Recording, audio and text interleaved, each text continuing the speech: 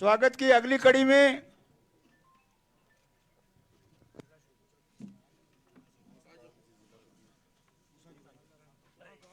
मुश्ताक जी जिला परिषद से अपने ही वार्ड के उनका स्वागत करेंगे। सुंडाराम जी मेघवाल, तिलोकाराम जी मेघवाल, सुंडाराम जी मेघवाल, तिलोकाराम जी मेघवाल।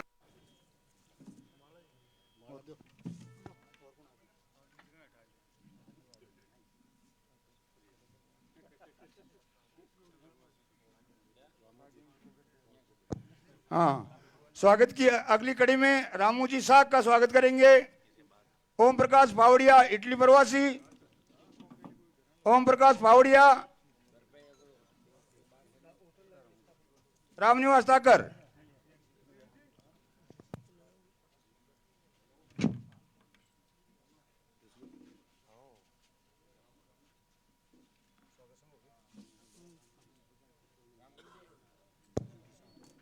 स्वागत की अगली कड़ी में हमारे लोकसभा प्रत्याशी श्री हनुमान जी बेनीवाल को स्वागत माला पहनाकर स्वागत करेंगे।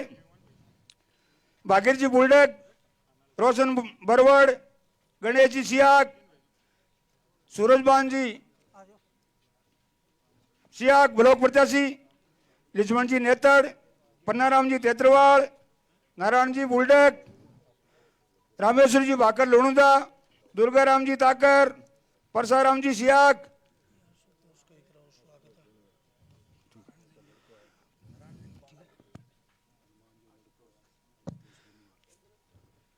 स्वागत की अगली कड़ी में हमारे प्रत्याशी श्री हनुमान जी बेनीवाल के लड़के का माला पहनाकर स्वागत करेंगे प्रेम जी तेतरवाल।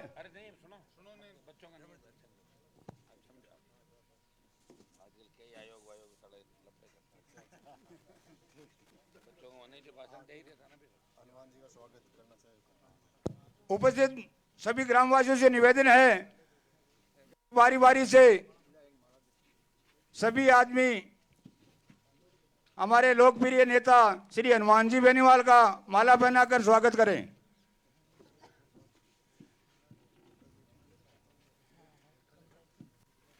आप लोगों से निवेदन है कि नाम बोलने की जरूरत नहीं है, सभी आदमी बारी बारी से आकर हमारे लोकप्रिय नेता श्री हनुमान जी बेनीवाल का स्वागत करें।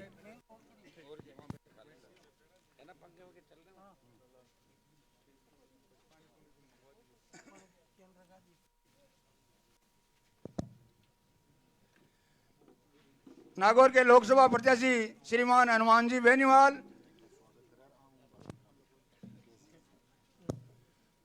स्वागत की इसी कड़ी में हमारे लाडले विधायक श्री मुकेश जी भाकर से निवेदन करता हूं कि अपना उद्बोधन शुरू करें। ग्राम पंचायत ललासरी की इस चुनावी सभा में मंच पर विराजमान इंडिया अलायंस आरएलपी और कांग्रेस पार्टी का संयुक्त प्रत्याशी बड़ा भाई हनुमान बेनीवाल साहब, समस्त कांग्रेस का वरिष्ठ नेतागण, आरएलपी का नेतागण, ग्राम पंचायतों लुणोदा ललासरी नेत्रा की ढाणी सब जगहों पधारेड़ा सब बड़ा बुजुर्ग और युवा। अभी विधानसभा को चुनाव हो और आई जगह ही और रात के समय लगभग 11 बजे मैं पहुंचो, ई जोश हूं आप लोग भारी स्वागत करे और भी आप लोग वोट डाले। और आज पुनः जब लोकसभा को चुनाव है, हमेशा यहाँ कहवा भाई लोकसभा को चुनाव बड़ो चुनाव हुए, थोड़ो ठंडो चुनाव हुए, लेकिन जिस तरीका हूँ ललासरी ग्राम पंचायत का लोग स्वागत करे है वो तारीफे काबिल है। मैं सब लोगों को धन्यवाद। और वो जोश ये बात के लिए भी है कि सब लोगों को मन हो कि भाई एक विचारधारा का लोग, किसान जवान की बात करने वाला लोग एक मंच पर होना चाहिए और सारा लोगों को आप लोगों के मन के मुताबिक सब लोग नेता कार्यकर्ता चावा भी गठबंधन हुए, हनुमान जी चुनाव लड़े, मैं सब लोग, क्योंकि पीछे भले ही एनडीए के सागे गठबंधन हो गयो लेकिन विचारधारा जखी ही बा आम जनता की, चाहे आरएलपी का लोग हुए चाहे कांग्रेस का लोग हुए, बाकी यही कि जखा लोग तानाशाही देश चलाना चाहे, जखा लोग संविधान के खिलाफ है, जखा लोग किसान और जवाना के खिलाफ है, वे लोग एक जगह होना चाहिए और सब लोगों के हिसाब हूँ पहली बार 14, 19 और अब 24 इनमें जिस तरीका को जोश ये एरिया में दिख रहे है, लोगों में दिख रहे है, वो आदर साहब है कि बड़ी जीत जो कि पिछली 2 ही ब्यूं बड़ी जीत इस बार हनुमान जी की उबाली है। और आप सब लोगों को सहयोग आशीर्वाद एक गांव परिवार की तरह हमारे साथ भी रही है, हनुमान जी भाई साहब के भी सागे रही है। तो मैं सबू निवेदन करूं क्योंकि पीछे मैं आपके बीच आयो, आप लोगों को मिलनू जुलनू होतो रहे, आप सब लोग हनुमान जी सुनवान आया, तो मैं सीधा हनुमान जी बेनीवाल ने आमंत्रित करूं कि भाई आपकी बात आपने बीच रख सी। जय हिंद, जय भारत।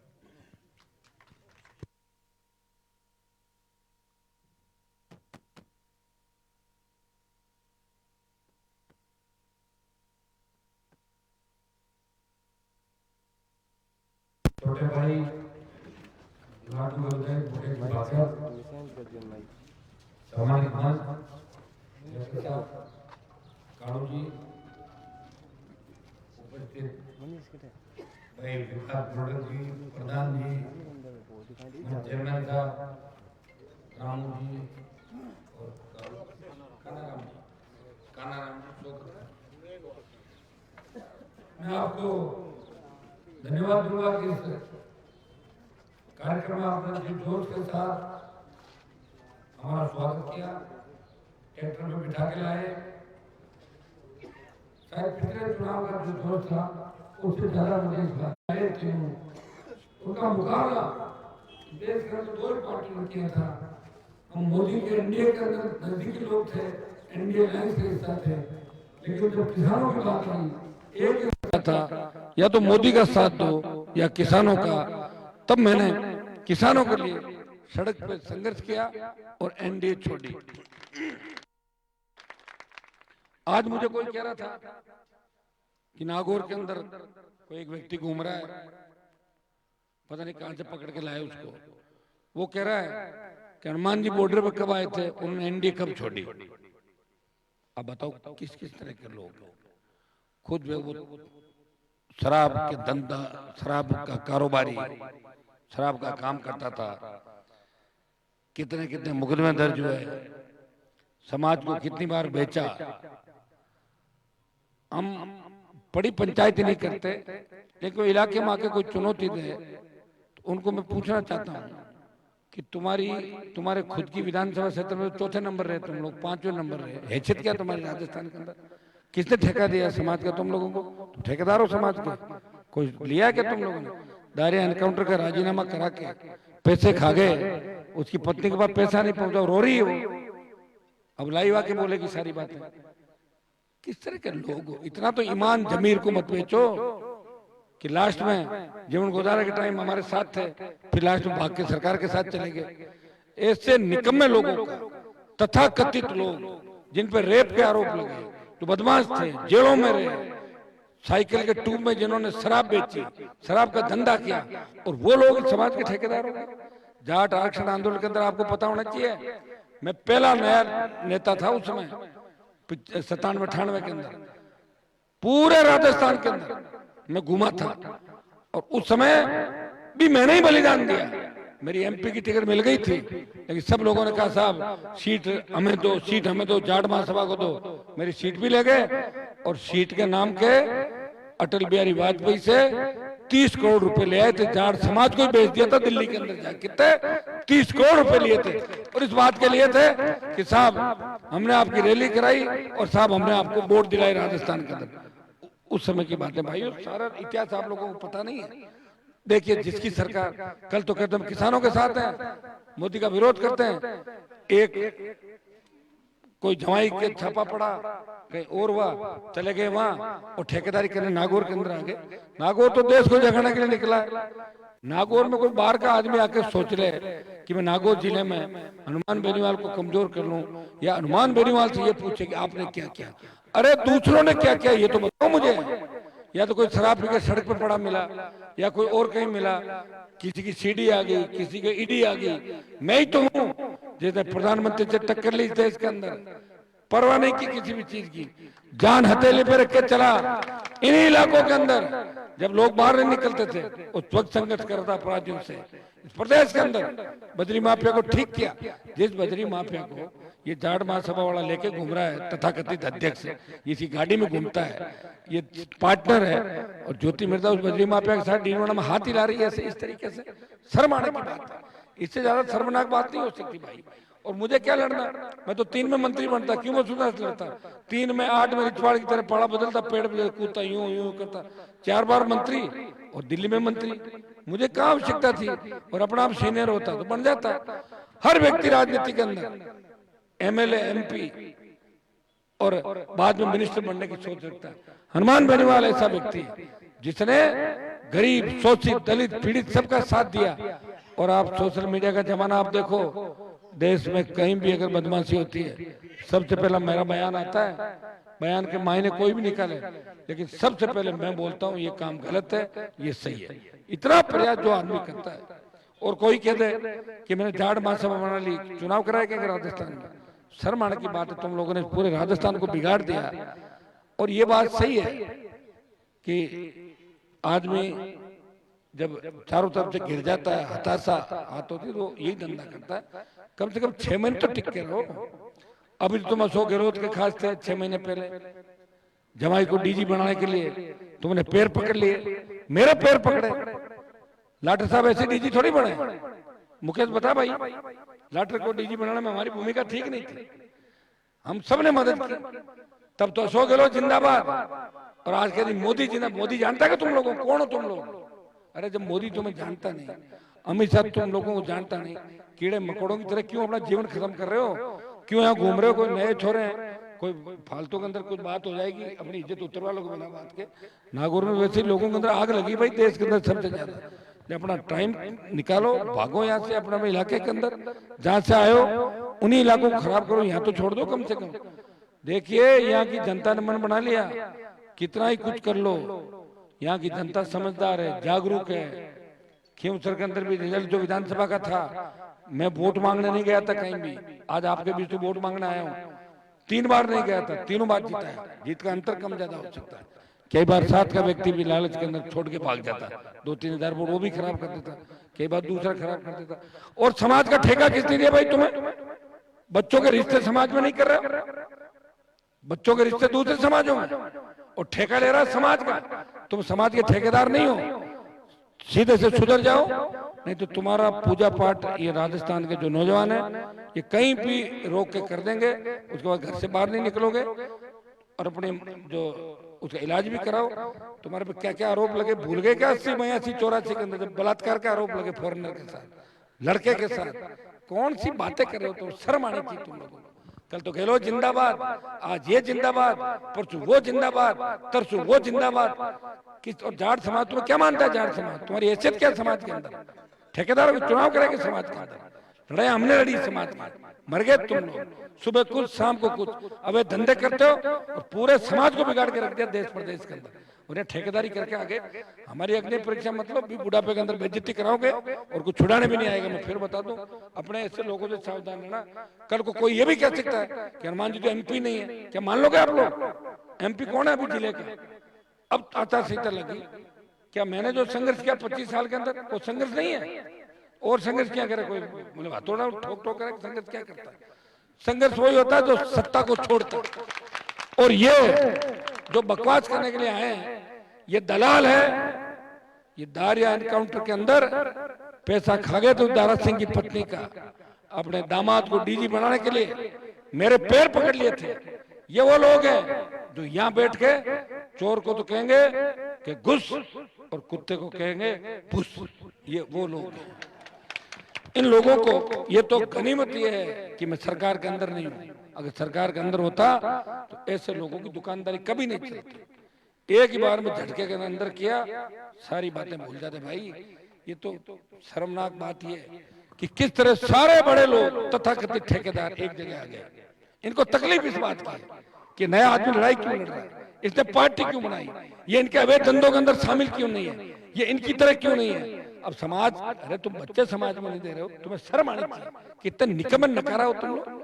जमानत जब तो बीजेपी ज्वाइन कर ली तुम लोगों ने, पैर पकड़ लिए जाके भारतीय जनता पार्टी के नेताओं के, तलवे चाट रहे हो उनके। पहले गहलोत के तलवे चाटते थे, अब तुम पहले वसुंधरा के चाटते थे, अब तुमने कह दिया गहलोत गंदा है, अब भजन लाल के चाट रहे हो, कभी किसी और के चाट रहे हो, कभी धनखड़ के चाट रहे हो। तो धनखड़ नेता है क्या जाट समाज का जो धनखड़ वोट दिला देगा? सरपंच नहीं बन सकता जगदीप धनखड़, जानता हूँ मैं कितने वोट है धनखड़ के पास, ये झुंझुनू का है बता देंगे। जगदीप धनखड़ पंचायत का चुनाव लड़के बन सकता है? यहाँ कोई कुछ भी नहीं चलने वाला। यहाँ सब लोगों ने संघर्ष देखा है, मुझे लड़ते हुए देखा है, मुझे सत्ता को ठोकर मारते हुए देखा है। उस वसुंधरा राजे के सामने जब सारे लोग जमीन पे पड़ गए थे, वसुंधरा के पैरों में पड़े हुए थे, उस वक्त हनुमान बेनीवाल इस कौम की लड़ाई लड़ रहा था, इस कौम को आगे बढ़ाने का काम किया, दिल्ली तक आपका सम्मान बढ़ाया। भाइयों भूलो मत कि किसान आंदोलन में सत्ता मैंने छोड़ी थी। मैं चाहता तो इन दलालों की तरह इधर उधर करके सत्ता का सुख भोग सकता था।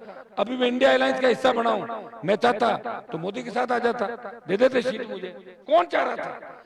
ये दलाल हैं, ये आ जाए गांव में बात करे तो इनको ये जवाब जरूर पूछना, तुम हो क्या और कहां तुमने चुनाव कराए, कौन सी तुम्हारी महासभा है और कौन सा तुमने आरक्षण दिलाया? हम नहीं थे क्या आरक्षण दिलाने में? तुम नहीं दिलाया क्या अकेलों ने? नहीं थे उस समय जब गाड़ियां भर भर के ले जा रहे थे। 99 के अंदर एमपी दिल्ली मेरा दिया हुआ, दिल्ली जाके सारे लोगों ने ये कहा साहब हम तो जबरदस्ती लड़ेंगे, हनुमान को टिकट मत दो, कोई दिक्कत नहीं, कट गया। फिर भी मैं साथ रहा। मैं तो ऐसा व्यक्ति हूँ कि हर परिस्थिति को मैंने झेला है, इनकी तरह नहीं हूँ कि खुद के बेटे का जवाई का काम आए, बेटी का काम आए, जब तो पैर पकड़ लो। और काम निकला और हम जाट महासभा का अध्यक्ष। किसने बनाया तुम्हें अध्यक्ष? मैं आज ही तुम्हें सस्पेंड करता हूँ अध्यक्ष के पद से, निलंबित और कर दिया। और क्या उनकी कौन सी महासभा बनी है? हमारे अध्यक्ष कोई ये भाई इसको बनाइए अध्यक्ष, तो किसने बनाई? कहाँ चुनाव कराए? कोई ऐसा है क्या? और आज से ऐसे लोगों का विरोध करो सोशल मीडिया पे।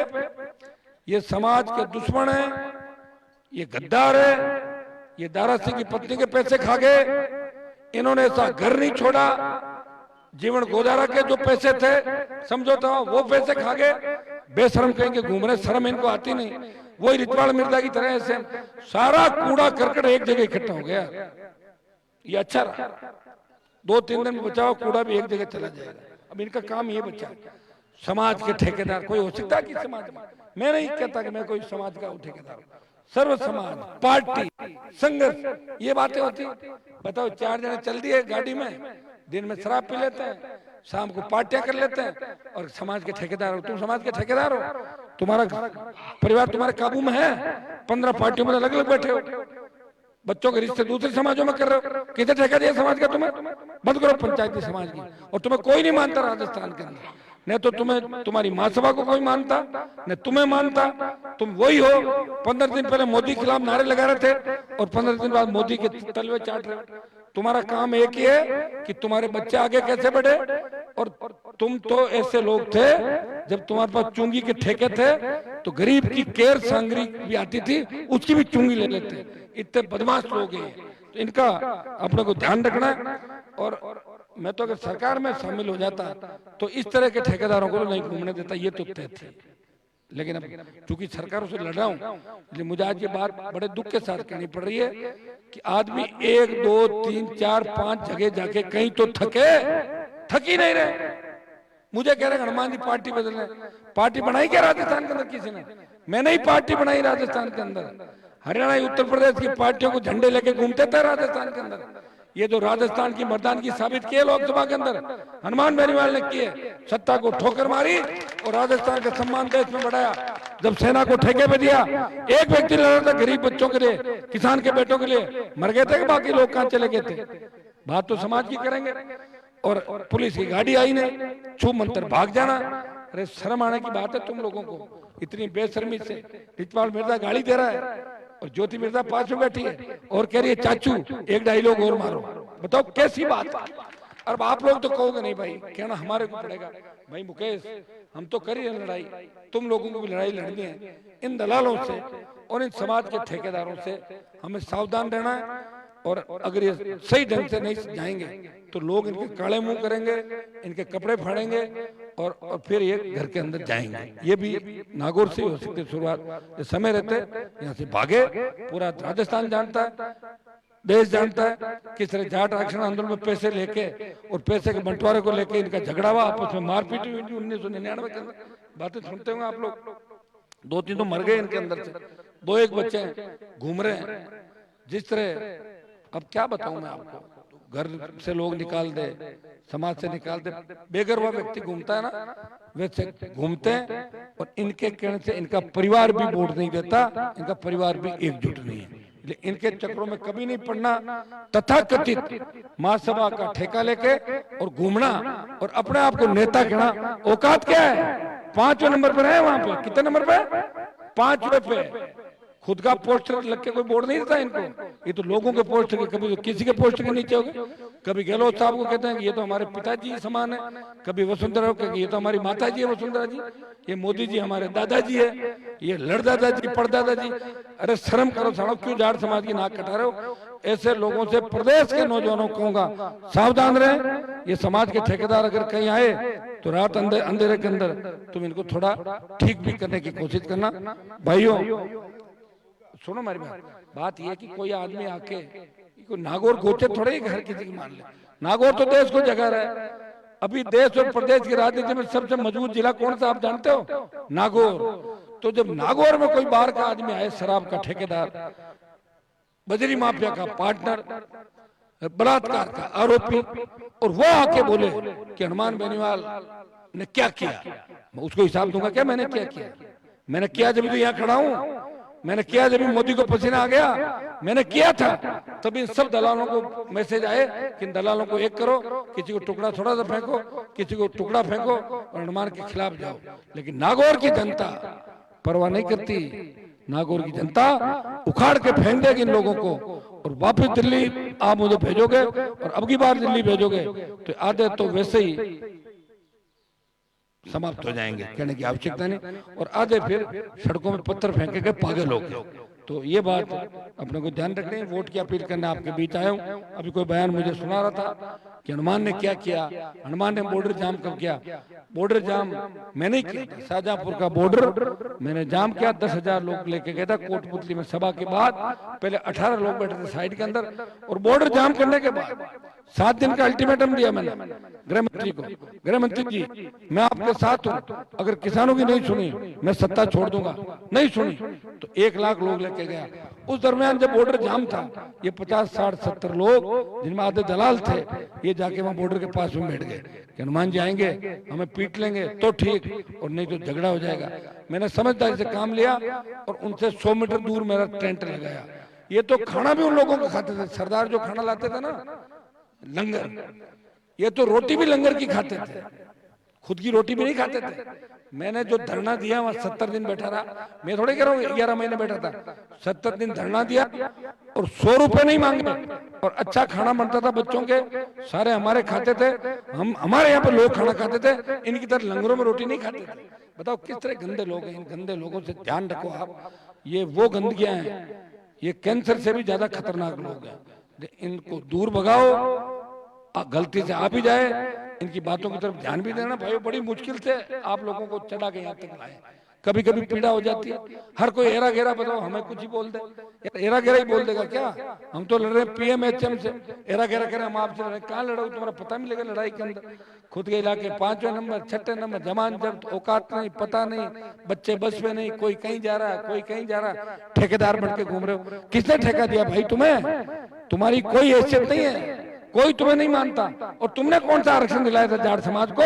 हम थे उसके अंदर सबसे आगे, बलिदान मैंने दिया था। सबसे नया जो यूनिवर्सिटी का प्रेसिडेंट नेता था वो राजस्थान के अंदर घूम रहा था, हजारों लोग थे, और गोली चल जाती और लड़ लेते आपस में, फिर रह जाते क्या वहां पे? जिस तरह गुजरों ने लड़ाई लड़ी, अगर उस तरह की लड़ाई लड़नी पड़ती राजस्थान में तो ये लोग नजर ही नहीं आते, हम ही दिखते रोड के ऊपर। ऐसे लोगों से हमें सावधान रहना। 5-5, 7-7 बार इस नाम से वोट ले लेना, बार बार बेचना और बार बार धंधा करना, ये बिजनेस करने वाले लोग हैं।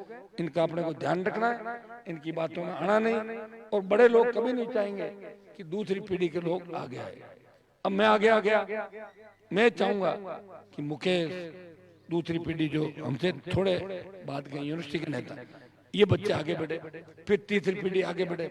इनका तो एक ही मकसद है, इनका बेटा आगे बढ़े, इनकी बेटियां बढ़े, इनके दामाद बढ़े, इनके रिश्तेदार बढ़े, समाज को बेचते रहे, धोखा देते रहे और खाते रहे। ये लोगों का धंधा है, ऐसे लोगों से सावधान रहना। बाकी ये जिसके सपोर्ट में आए, किसी कारण से होंगे, आप भी जान गए होंगे, ये सारा इंडिया बुल से लेकर सिस्टम कबाड़ा एक ही जगह है सारा।